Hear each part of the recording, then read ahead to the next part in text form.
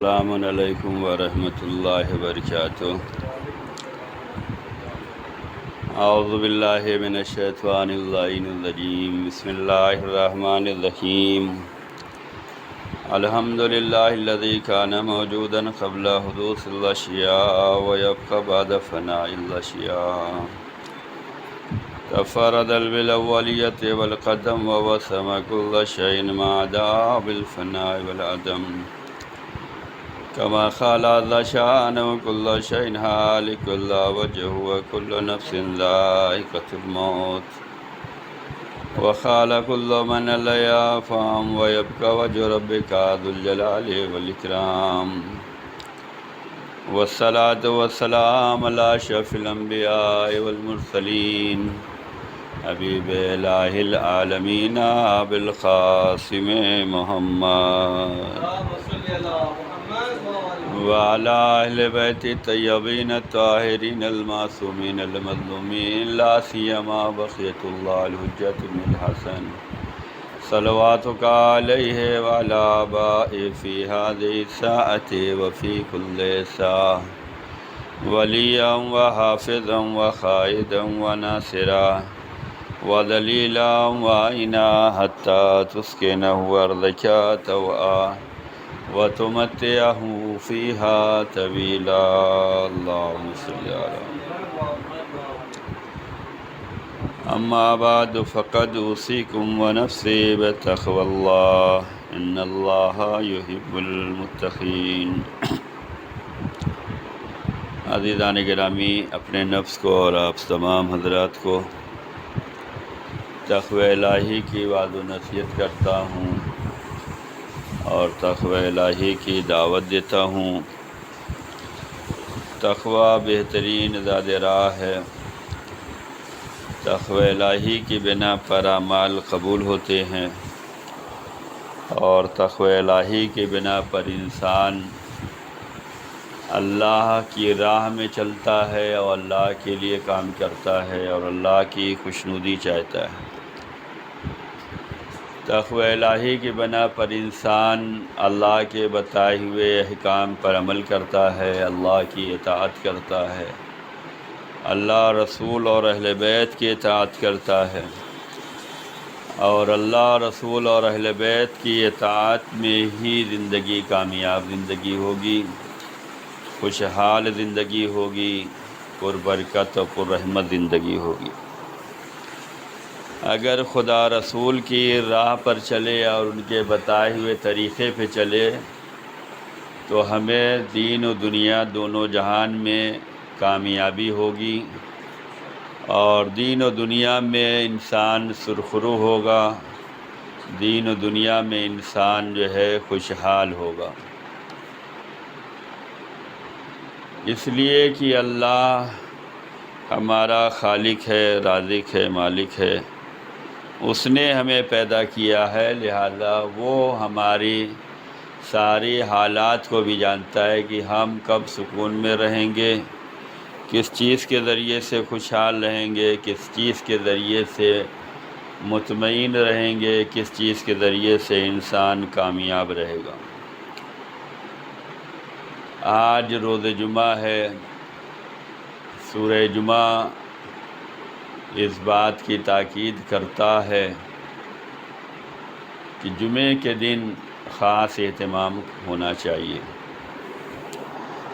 اور سورہ جمعہ میں یہ بات آئی ہے کہ زمین اور آسمان میں جتنی چیزیں ہیں سب جو ہے تسبیح پروردگار کرتی ہیں۔ بسم اللہ الرحمن الرحیم، یسبح للہ ما فی السماوات و ما فی الارض، زمین اور آسمان میں جتنی چیزیں ہیں سب تسبیح پروردگار کر رہی ہیں۔ جب ساری چیزیں تسبیح پروردگار کر رہی ہیں تو انسان کو زیادہ چاہیے کہ وہ ان سب سے زیادہ تسبیح و تحلیل و تقدیس و تمجید پروردگار کریں، اس لیے کہ اللہ تعالیٰ نے فقط انسانوں کو جو ہے شعور دیا ہے، عقل دیا ہے، اور احکام ان پر واجب کیے ہیں۔ زمین اور آسمان میں جتنی چیزیں ہیں سب حکم خدا پہ چل رہی ہیں، اپنی مرضی سے کوئی نہیں چل رہا، نہ ہوا اپنی مرضی سے ہے، نہ زمین و آسمان اپنی مرضی سے ہے، سب کچھ حکم خدا پر ہے۔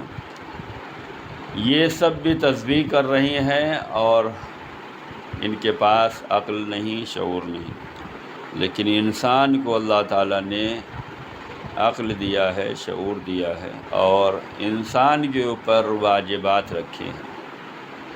تو ہماری زیادہ ذمہ داری ہوتی ہے کہ ہم زیادہ خدا کے فرما بردار بندے بن کر رہیں، ہم زیادہ عبادت گزار بن کر رہیں۔ عبادت کا مطلب بھی یہ نہیں ہے کہ ہم پورا دن جو ہے نماز روزے میں ہی لگا دیں۔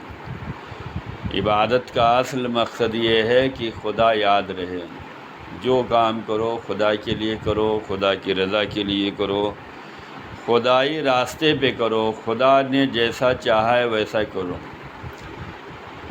لہذا جیسے ہم نماز میں یاد خدا میں مشغول ہوتے ہیں کہ دنیا داری چھوڑ دیتے ہیں، اپنی ساری محبتیں چھوڑ دیتے ہیں، اپنے سارے تعلقات چھوڑ دیتے ہیں۔ انسان جب نماز میں کھڑا ہوتا ہے تو پھر ساری محبت کو چھوڑ دیتا ہے۔ اس وقت نہ بچہ کھلائے گا، نہ زوجہ کے ساتھ بیٹھے گا، نہ بھائی بہن سے گفتگو کرے گا جب وہ نماز میں ہوتا ہے۔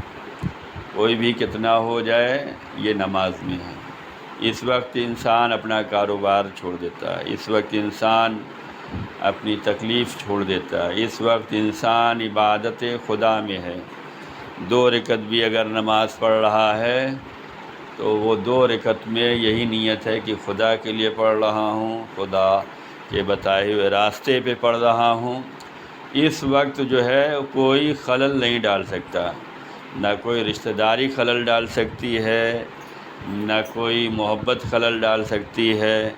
اب یہ محبت بہت سی ہو سکتی ہے، اپنے کاروبار سے بھی محبت ہے، سماج سے ہے، اپنی ذات سے ہے، اپنی خوشی سے ہے، لیکن جب انسان نماز پڑھنے لگتا ہے تو سب کچھ چھوڑ دیتا ہے، خدا کے لیے کر رہا ہے۔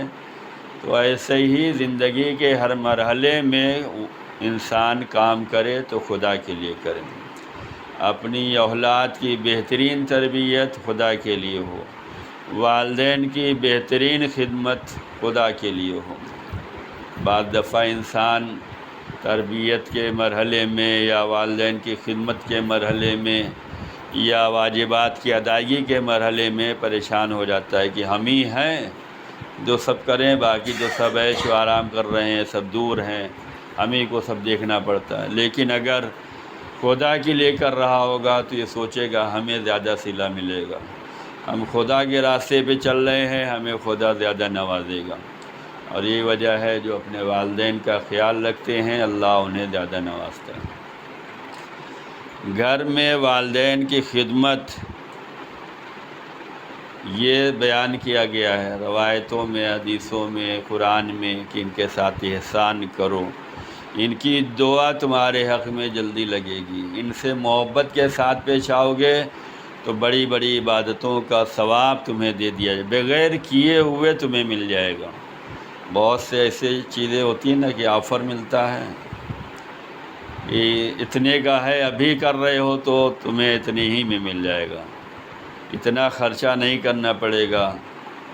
وہی معاملہ والدین کے ساتھ ہے، ان کو اگر محبت بھری نظروں سے دیکھ لیا، مسکراتے ہوئے دیکھ لیا، ان کو مسکراہٹ کے ساتھ خوش کر دیا، اللہ حج کا ثواب دے گا، اللہ عبادت کا ثواب دے گا۔ تو جمعہ ہمیں اسپیشل بنانا ہوگا اپنے اعمال کے لیے۔ جمعے کے دن تو سبھی تسبیح پروردگار کر رہے ہیں، اللہ نے ہمیں اشرف المخلوقات بنایا ہے، عقل دی ہے، دل دیا ہے، دماغ دیا ہے، آزادی دی ہے۔ آزادی دینے کے بعد تمہارے سامنے مسئلے رکھے ہیں، تمہیں کرنا ہے یا نہیں کرنا ہے، کرو گے تو ثواب ملنے والا ہے، نہیں کرو گے تو عذاب ملنے والا ہے۔ تو زیادہ اہتمام کرنے کی ضرورت ہے، اور امام کا بھی دن ہے، لہذا امام کو بھی یاد کرنا چاہیے۔ ہمیں چاہیے کہ ہم جمعے کے دن خاص طور سے صدقہ نکالیں اور امام کے نام پہ نکالیں، امام کی سلامتی کے لیے نکالیں، جتنا امام سے قریب ہو سکتے ہیں دعا، مناجات، زیارت، صدقہ، خیرات، سلامتی، مومنین کے ساتھ ہمدردی، مومنین کا خیال، مومنین کی فلاح بہبودی کا کام جتنا کر سکتے ہیں خوشنودی خدا کے لیے کیجیے، خوشنودی امام کے لیے کیجیے۔ اور امام سے تو ہمیں امید ہے کہ امام آئیں گے تو عدل و انصاف ہوگا، امن و امان ہوگا، حق کا بول بالا ہوگا۔ تو ایسے انتظار میں ہمیں رہنا چاہیے، امام کو زیادہ یاد کرنا چاہیے۔ اور جمعے کا دن تو امام کا دن ہے، لہذا امام کے لیے جو ہے کام کریں اور امام کو یاد کریں۔ نماز کے بعد دعا امام پڑھی جاتی ہے، ہر نماز کے بعد پڑھیں، جتنا زیادہ ہو سکے پڑھیں۔ امام کو یاد کریں گے تو امام کا لطف و کرم آپ پر زیادہ ہوگا اور انسان مطمئن ہوگا۔ یاد خدا میں انسان کو سکون ملنے والا ہے۔ دنیا میں تو پریشانیاں ہیں، دنیا میں تو تکلیفیں ہیں، ہر طرف دیکھیں تکلیف ہے۔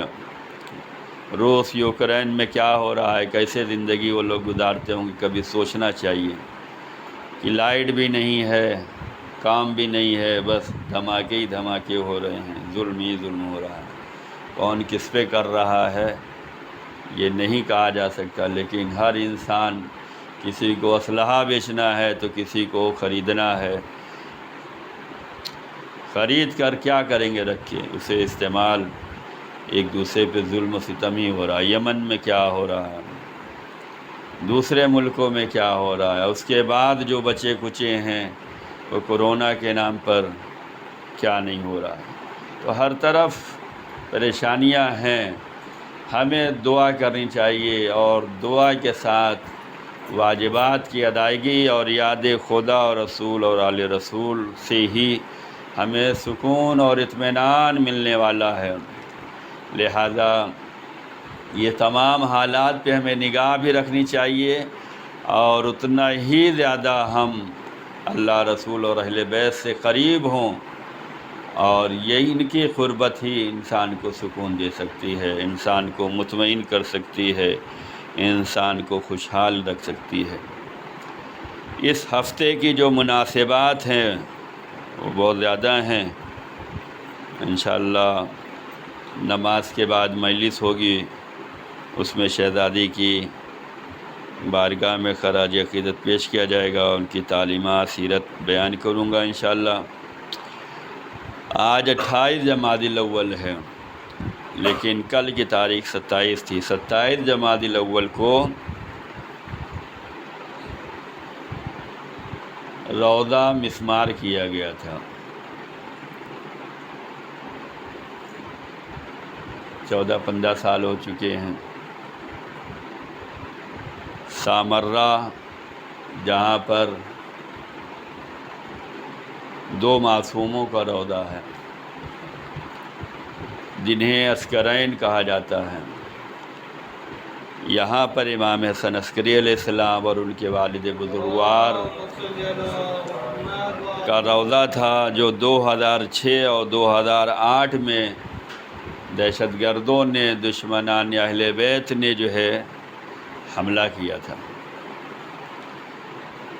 اور 2006 میں جب حملہ ہوا تھا تو کچھ عمارتوں کو نقصان پہنچا تھا، لیکن جب 2008 میں جو ہے حملہ ہوا ہے صبح کے وقت، اس میں بم فٹ کر دیا ان دشمنان اہل بیت نے، دہشت گردوں نے، اور اس کے بعد جو ہے وہ گنبد جو ہے پورا اڑ گیا تھا، جس کی تصویر آپ کے ذہنوں میں ہوگی اور آپ لوگوں نے دیکھا ہوگا۔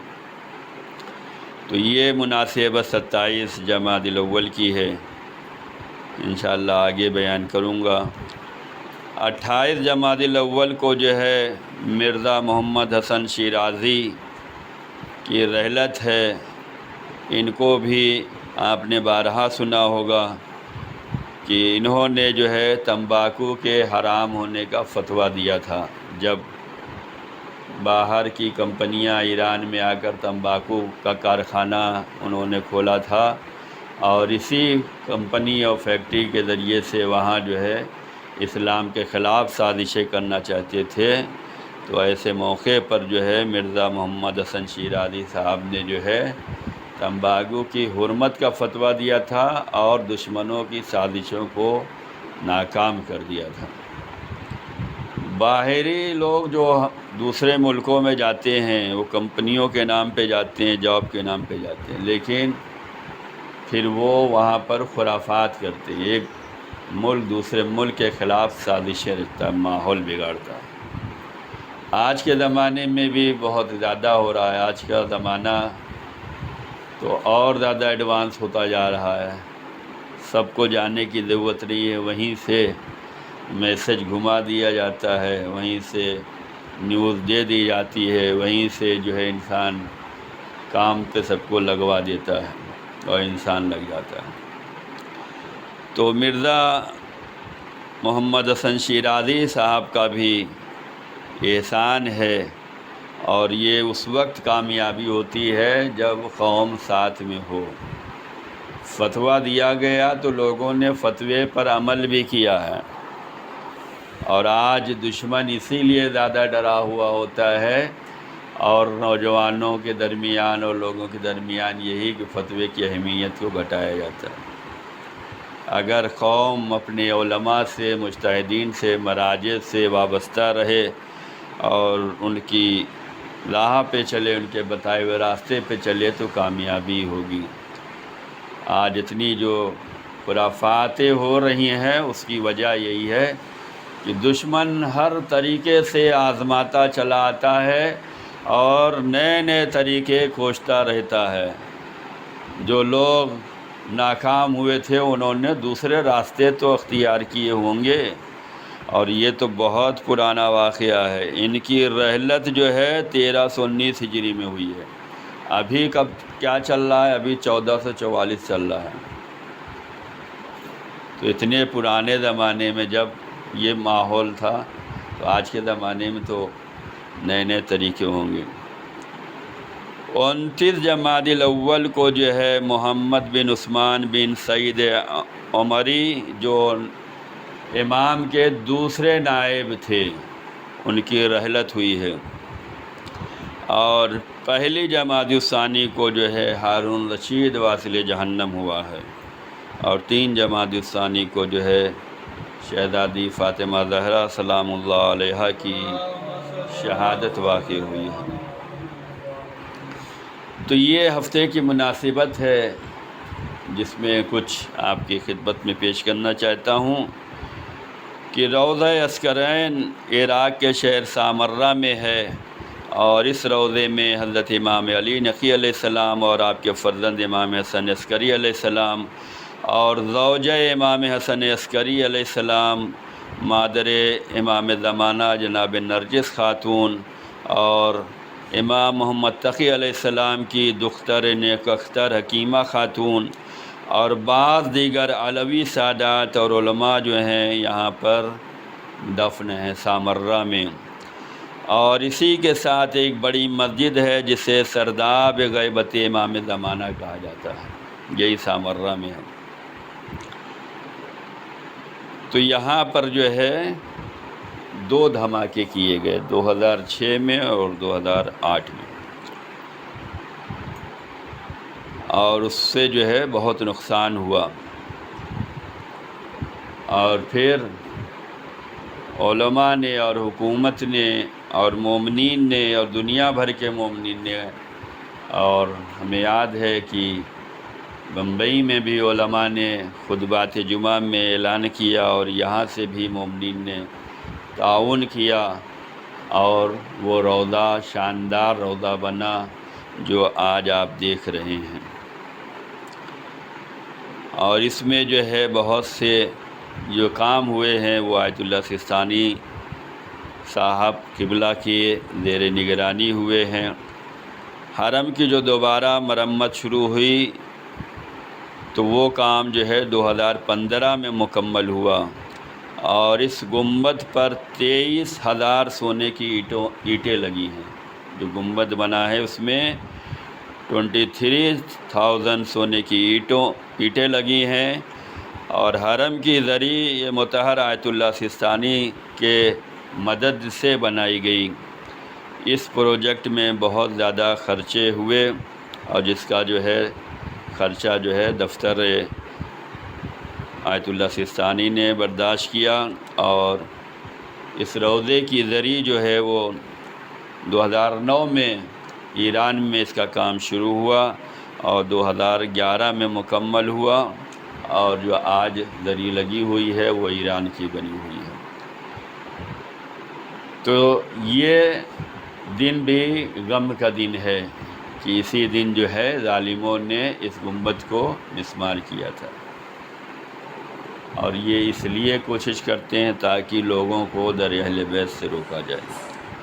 ہر زمانے میں روکا گیا اور ہر دور میں روکا گیا، لیکن کوششیں ناکام رہیں۔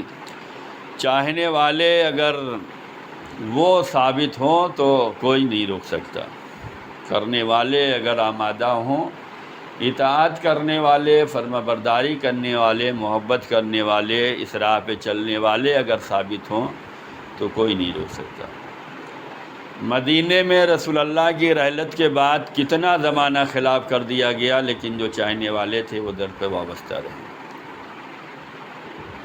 اور آج بھی جنت البقیع ویران ہے، لیکن چاہنے والے جو ہیں وہ جاتے ہیں، زیارت پڑھتے ہیں، اور جو نہیں جانے والے ہیں وہیں رہ کر نہیں جاتے۔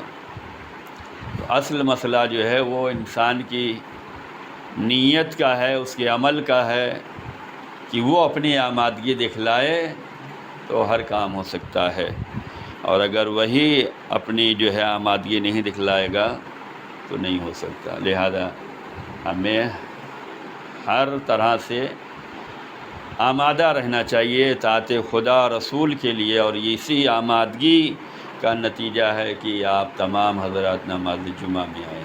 نماز جمعہ میں آنے کا وہ ثواب بیان کیا ہے، جو جتنی دور سے آئے گا اتنا زیادہ اسے ثواب ملتا ہے۔ ہر قدم پہ ایک سال کی عبادت کا ثواب ہے، ہر قدم پہ ایک سال کی عبادت، نماز، روزہ، حج، سب کچھ ایک سال کی عبادت بندہ کیا پابندی سے کر سکتا ہے؟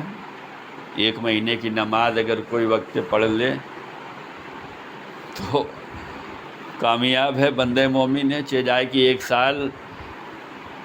تو جو نماز جمعہ کے لیے آتا ہے ہر قدم پر، اگرچہ ہم قدموں پہ نہیں آ رہے ہیں، گاڑیوں سے آ رہے ہیں، لیکن ہر قدم پہ پروردگار نوازنے کے لیے تیار ہے، کہ ہر قدم پہ ایک سال کی نماز روزے کا ثواب ہے۔ روزہ رکھنا کتنا دشوار ہوتا ہے، ایک سال کے روزے کا، ایک سال کی نماز کا ثواب ایک ایک قدم پہ پروردگار دے رہا ہے۔ تو ہمیں آمادہ ہونا چاہیے۔ اگر جمعے میں آ گئے تو یہ مل رہا ہے، نہیں آئے تو کیا ہوگا؟ اس کا اپوزٹ ہو جائے گا، کچھ بھی نہیں قبول ہوگا۔ گھر میں پڑھی ہوئی نماز، ہفتے کی پڑھی ہوئی نماز جماعت، روزہ، صدقہ، خیرات، خم، زکوٰۃ، کچھ بھی قبول نہیں ہوگا اگر ہم نے نماز جمعہ نہیں پڑھا۔ جان بوجھ کر چھوڑ رہے ہیں تو کچھ نہیں قبول ہے۔ مجبوری الگ ہے، لیکن مجبوری کا مطلب بھی یہ نہیں ہے کہ ایک دم آپ مجبور ہو جائیں کہ جمعے میں ہی نہ آئیں۔ 3 جمعے میں سے ایک جمعے میں حاضر ہونا ضروری ہے۔ اگر 3 جمعہ انسان کا چھوٹ رہا ہے تو اس کا مطلب یہ ہے کہ اس کے اندر خطرناک بیماری آ گئی ہے، جس کو منافقت کہا جا رہا ہے۔ لہذا اگر ایک جمعہ چھوٹ رہا ہے تو دوسرا جمعہ ضرور شرکت کریں، 2 چھوٹ گیا تو تیسرا تو ضرور ہی آنا ہے، کہیں ایسا نہ ہو کہ ہمارا شمار غیروں میں ہو جائے۔ 29 جمادی الاول جو ہے نائب امام محمد بن عثمان بن سعید عمری ان کی رحلت ہے۔ امام کے زمانے میں 4 نائب تھے، ہر امام کے زمانے میں نائب تھے، لیکن ان کو نائب نہیں کہا گیا۔ بھئی مولا علی نے حکومت جو ہے وہ کوفہ میں کی ہے، امام حسن مدینے میں رہے، لیکن ہر ملک میں، ہر شہر میں ان کے نمائندے تو رہتے تھے، لیکن ان کو نائب نہیں کہا گیا، ان کو وکیل کہا گیا، ان کو سفیر کہا گیا، ان کو نمائندہ کہا گیا۔ لیکن 12ویں امام کی غیبت صغریٰ میں جو تقریباً 70 سال رہی، اس میں 4 نائب تھے جو خاص تھے، ان کو نائب کہا گیا۔ یہ امام نے منتخب کیا ہے، ان کو اس طریقے سے نہیں دیکھا جا سکتا جیسے ہم سفیر کو دیکھتے ہیں، جیسے نمائندوں کو دیکھتے ہیں، وکیلوں کو دیکھتے ہیں۔ جبکہ امام نے انہیں معین کیا تھا، یہ بھی ہر جگہ نہیں پہنچ سکتے تھے، انہوں نے اپنے وکیل بنائے تھے۔ امام نے ان کو بنایا، انہوں نے اپنے حساب سے ہر علاقے میں بنایا، ان سے جو ہے سوال جواب کرتے تھے، ان سے مسئلے مسائل پہنچاتے تھے۔ تو غیبت صغریٰ کا دور تقریباً جو ہے وہ 70 سال کا ہے۔ اس کے بعد غیبت کبریٰ کا دور ہے جو ابھی تک چل رہا ہے، اور جب تک خدا چاہے گا تب تک رہے گا۔ امام نے جسے بھی بنایا ہوگا خاص و خاص ہیں، یہ امام نے جو بھی کوالٹی دیکھی ہوگی وہ خاص ہے، اسے بیان نہیں کرنا ہے۔ لیکن یہ بات زیادہ اہم ہے کہ ہر زمانے میں جھوٹے دعوے دار ضرور رہے ہیں، اپنا مفاد، اپنا فائدہ، اور یہ جھوٹے جو ہے غیر بن کے نہیں آئے، اپنوں میں سے ہی نکل کر آئے۔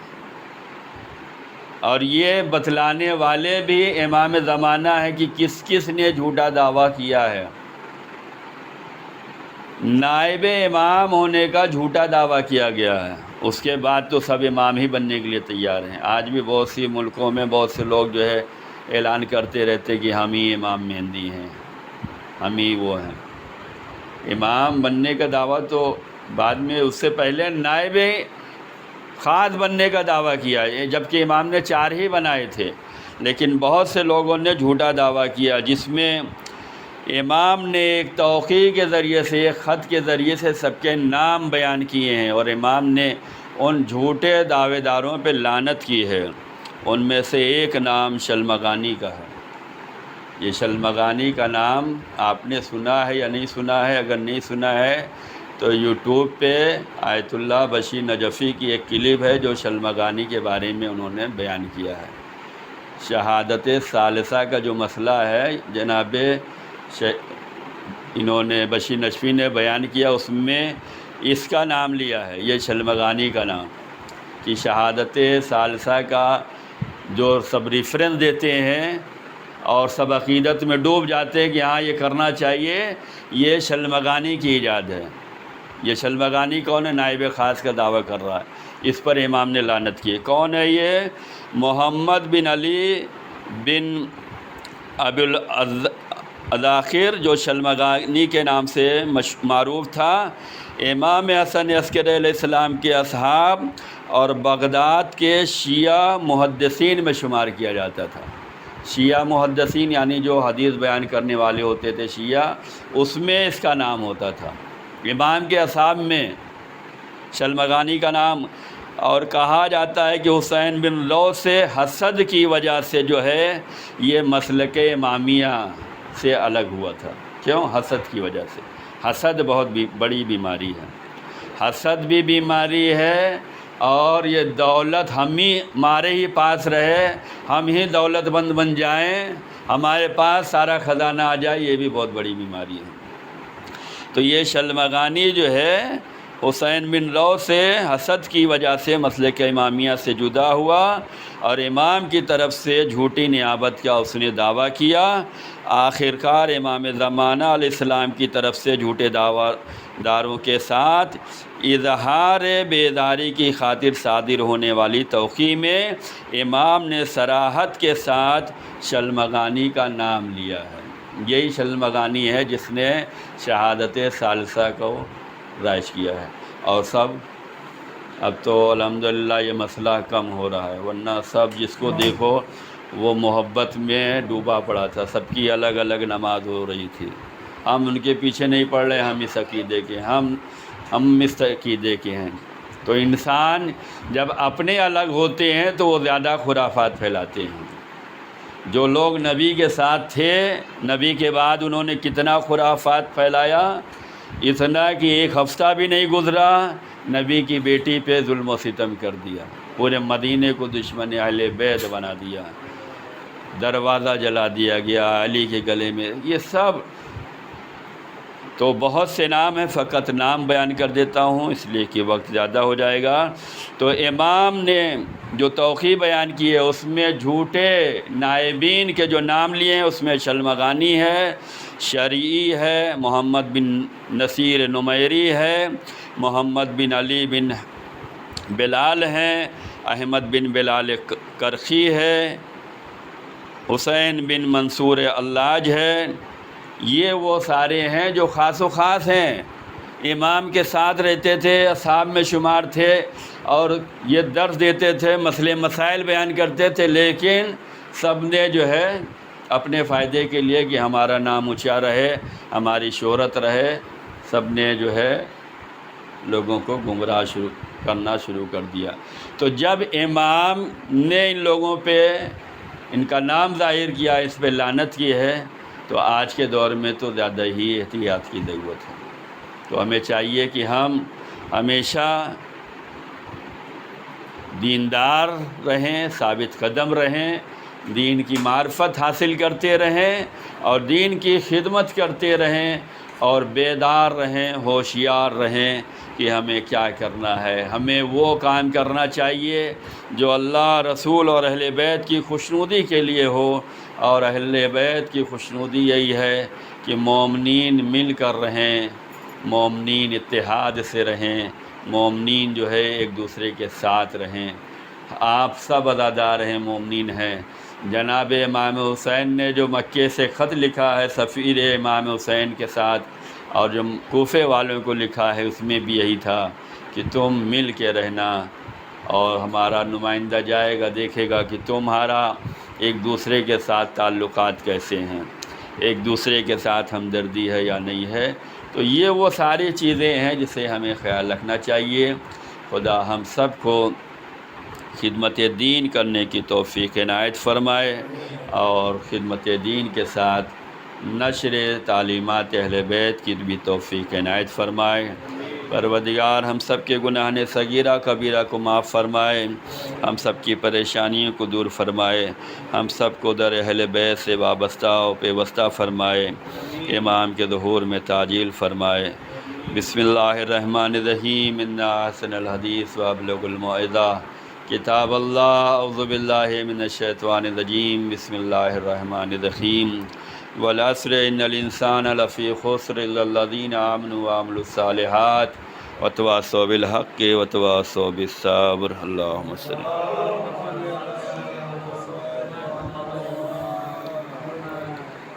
اللہم صل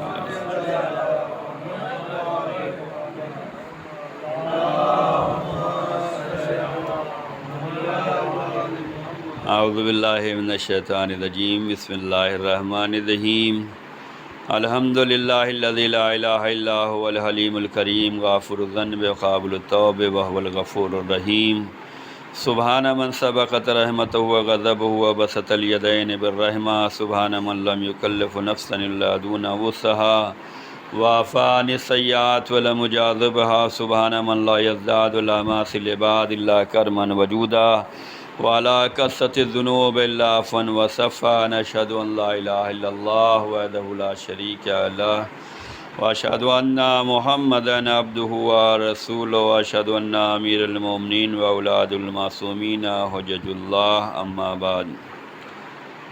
عزیزان گرامی، ہم سب کو چاہیے کہ واجبات کی ادائیگی کریں اور حرام کاموں سے بچتے رہیں اور تعلیمات اہل بیت پر عمل کرتے رہیں۔ ثابت قدمی دکھلانا بہت ضروری ہے، ثابت قدم بھی رہیں اور ارادے کے ساتھ رہیں، خلوص دل سے رہیں، جذبہ ایمانی سے رہیں، اگرچہ مشکلات کا سامنا کرنا پڑے۔ مشکلات بہت سے طریقوں سے آئے گی، اور آزمانے کے لیے آئے گی، امتحان لینے کے لیے آئے گی، پریشان کرنے کے لیے آئے گی۔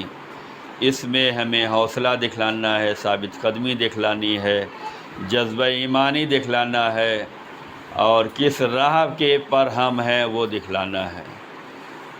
دنیا کے حالات خراب سے خراب ہوتے جا رہے ہیں، ہر طرف پریشانیاں ہیں۔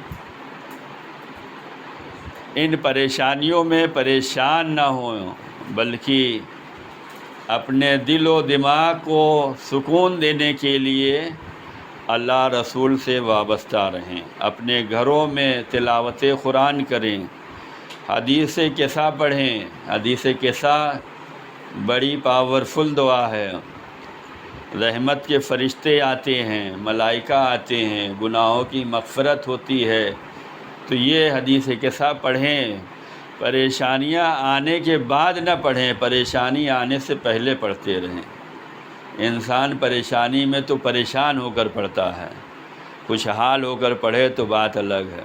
انسان کو چاہیے کہ اپنے لیے اپنے لیے بھی وقت نکالے۔ ہم تو سب کے لیے وقت نکال رہے ہیں، ہمیں کمانا ہے، ہمیں کھلانا ہے، ہمیں پالنا ہے، سب کے لیے تو ہم وقت نکال رہے ہیں، ہمیں اپنے لیے بھی وقت نکالنا ہے کہ ہمیں بھی اللہ کی بارگاہ میں حساب و کتاب دینا ہے کہ تم نے کیا کیا دنیا میں رہ کے۔ تم نے تو لوگوں کے لیے کیا، اہل و عیال کے لیے کیا، اولاد کے لیے کیا، بھائی بہن کے لیے کیا، بیوی بچوں کے لیے کیا، اپنے لیے کیا کیا ہے؟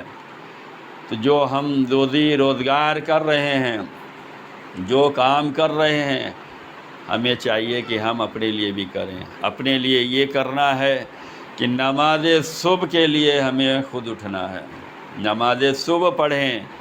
یہی وہ وقت ہوتا ہے کہ جو جنت کا وقت بیان کیا گیا ہے۔ جنت میں تو ہم مرنے کے بعد جائیں گے، اگر ابھی جنت میں رہنے کا شوق ہے تو نماز صبح کو ان کے اوقات پہ پڑھو، اس لیے یہی وقت جنت کا وقت ہوتا ہے۔ اس وقت سب کو نیند آئے گی، تھکا ہارا اس وقت سوئے گا۔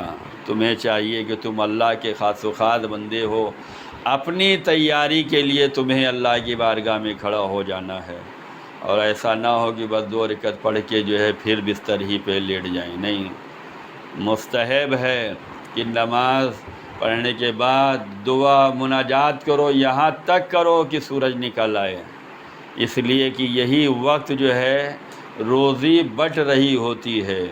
اسی وقت مولا علی روزی تقسیم کر رہے ہیں، ایسے موقع پہ جب بٹ رہا ہے تو ہمیں لینے کی زیادہ ضرورت ہے۔ اس وقت ہمیں عبادت الہی کرنا ہے، اپنے لیے کرنا ہے کہ ہم محنت کر رہے ہیں، اس محنت میں کامیابی چاہیے، ہم روزی کما رہے ہیں، اس میں برکت چاہیے، ہم لوگوں کے لیے مر مٹ رہے ہیں، ہمیں صحت یابی چاہیے، ہمیں سکون چاہیے، ہمیں اطمینان چاہیے۔ اپنے لیے کچھ مانگو، خدا سے مانگو، خدا کی بارگاہ میں جا کر مانگو، اور نماز صبح ضرور پڑھو۔ شروعات دن کی اگر یاد خدا سے ہوگی تو سکون و اطمینان ہوگا، رحمت و برکت ہوگی۔ اگر خدا کی نافرمانی پہ ہوا، شیطان کے بہکانے میں اگر دن کی شروعات ہو رہی ہے تو دن بھر بھٹکتے رہو گے، دن بھر پریشان رہو گے۔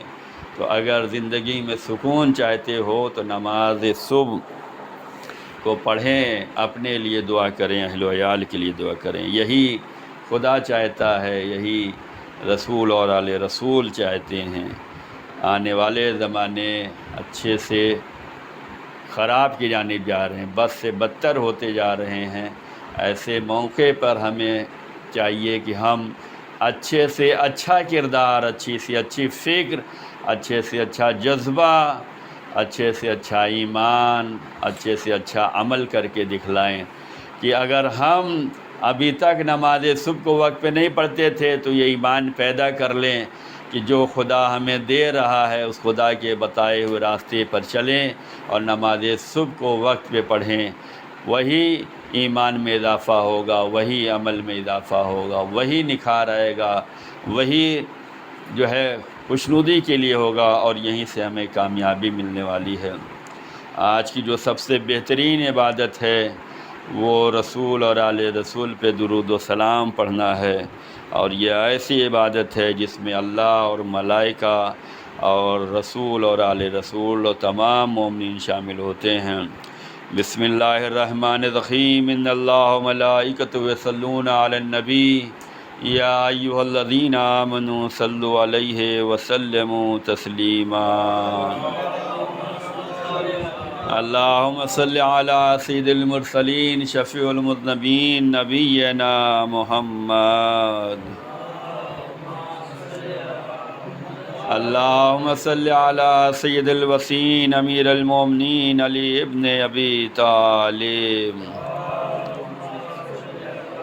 اللہم صل علی سید النساء العالمین فاطمہ بنت رسول اللہ۔ اللہم صل علی الحسن بن علی مجتبی۔ اللہم صل علی الحسین بن علی شہید کربلا۔ اللہم صل علی علی بن الحسین زین العابدین۔ اللہم صل علی محمد بن علی باخر النبیین۔ اللہم صل علی جعفر بن محمد الصادق۔ اللہم صل علی موسیٰ بن جعفر الکاظم۔ اللہم صل علی علی بن موسیٰ الرضا۔ اللہم صل علی محمد بن علی تقی الجواد۔ اللہم صل علی علی بن محمد ہادی النقی۔ اللہم صل علی الحسن بن علی الزکی العسکری۔ اللہم صل علی مولانا صاحب العصر والزمان الحجۃ بن الحسن القائم المہدی۔ صلواتک علیہ وعلی آبائہ فی ہذہ الساعۃ وفی کل ساعۃ ولیًا وحافظا وقائدا وناصرا ودلیلا وعینا حتی تسکنہ ارضک طوعا وتمتعہ فیہا طویلا۔ اللہم صل علی محمد وآل محمد۔ پروردگار ہم سب کی حاضری کو قبول فرما، ہم سب کے گناہوں کو معاف فرما، ہم سب کی جان مال عزت آبرو کی حفاظت فرما، ہر منزل پہ کامیابی اور فتح یابی نصیب فرما۔ پروردگار جہاں جہاں شیعہ ہند کردار محبان اہل بیت عزادار ہیں ان سب کی حفاظت فرما، ان سب کو عزت آبرو نصیب فرما، ان سب کے روزی روزگار میں برکت عنایت فرما، در اہل بیت سے وابستہ و پیوستہ فرما، تعلیمات اہل بیت پہ عمل کی توفیق عنایت فرما، ظہور امام میں تعجیل فرما، ہم سب کو امام کے خادم و ناصروں میں شمار فرما۔ بسم اللہ الرحمن الرحیم، انا اعطیناک الکوثر فصل لربک وانحر ان شانئک هو الابتر۔ اللہم صل علی